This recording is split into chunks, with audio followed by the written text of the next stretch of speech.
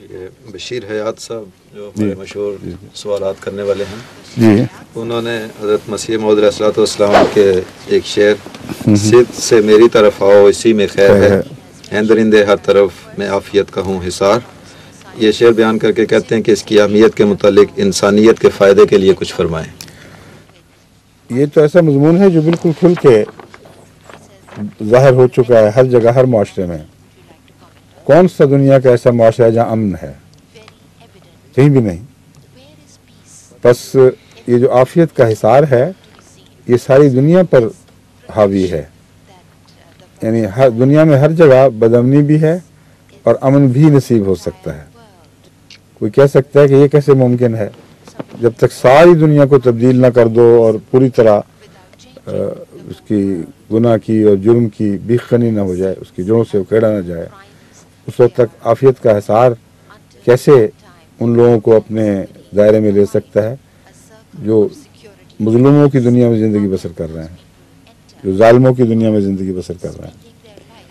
اس مضمون کو سمجھنے کے لیے اور سمجھنا چاہیے کہ قرآن کریم جنت کے متعلق بھی فرماتا ہے ارض السماوات والارض، اس کا دائرہ تمام زمین و آسمان پر محیط ہے۔ جب حضرت صلی اللہ علیہ وآلہ وسلم سے سوال کیا گیا کہ پھر جہنم کہاں ہوگی، تو دیکھیں کیسا عظیم اور کتنا حیرت انگیز جواب دیا ہے۔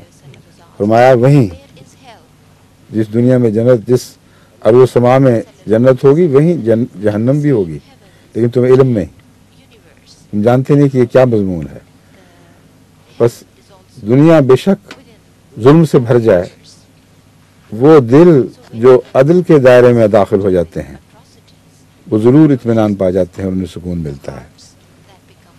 بس انسان خواہ مشرق میں بس رہا ہو یا مغرب میں، شمال میں ہو یا جنوب میں، کسی معاشرے سے تعلق رکھتا ہو، جب وہ خدا کی پناہ میں آ جاتا ہے تو لازماً اس سے امن نصیب ہوتا ہے۔